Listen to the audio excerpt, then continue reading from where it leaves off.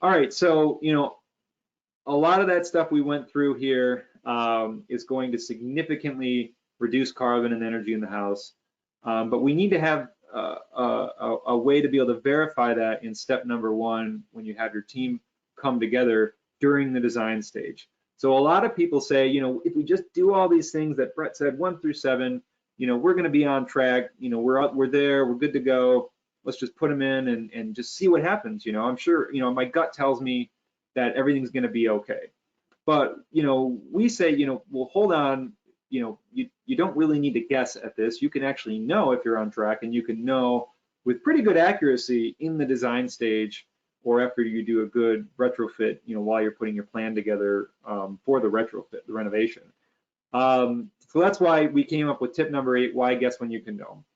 And this is the case where you're going to be hiring an energy efficiency professional, energy modeler, if you will.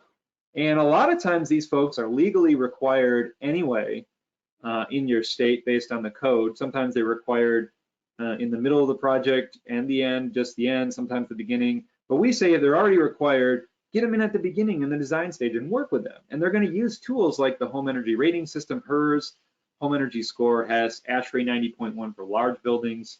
WUFI Passive House, they might have another local program, but they're going to be using this program to help you make the most informed decisions with design. They're going to be doing blower door testing, and they're going to be trying to help you figure out how tight the house is and fix any issues that might occur.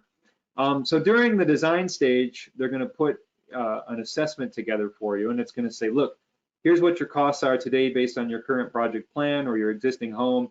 Here's what they'll be tomorrow if you do what you're currently planning to do, X, Y, Z. And let's put it another way.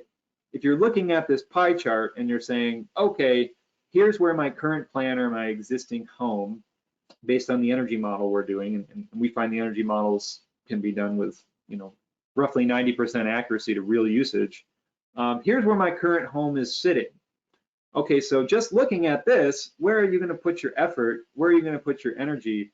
Because these are the areas that are using the most energy. Now, of course, you're going to keep that relevant to how much cost and effort it is to reduce and what kind of utility rebates and incentives are there. And that's what your energy efficiency assessor is going to should know about and be able to help you change this pie chart and tackle all these areas.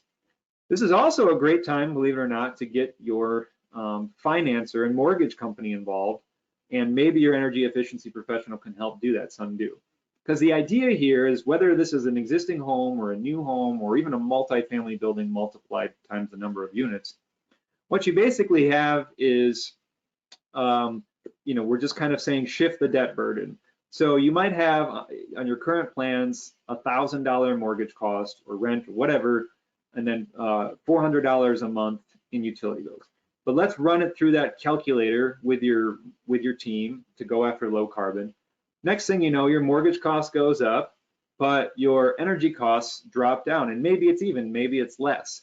And then your carbon goes down. So basically what you've done is you've shifted that utility, the money you're sending to the utility company, which, we love our utility companies and they have a good service. But if you can shift a majority of that money back into your mortgage, your client's mortgage, they can build more equity into their house, especially now rates have collapsed, unfortunately, but they are down so low that this is a great time, especially on existing home, for refinances to get to low carbon, because you can shift that energy bill into the mortgage and have your client, build that equity. And there's a lot of tools to do this that you might want to, consider during the design stage. Green Choice Mortgage, PACE Financing, Clean Energy Credit Union, these all rely on these energy efficiency assessments to help make that informed decision and be able to finance the project. So your energy professional is going to come. They're going to take a look at your duct air leakage, potentially during, if you have ducts in the project, and make sure the ducts are tight. Maybe you're going to have them look during pre-drywall so they can check if there's an issue, fix it then. And then they're going to look at the end. They're going to come in and look and do the pre-drywall there on the right and just make sure all the insulation is installed correctly, maybe some heating and cooling commissioning.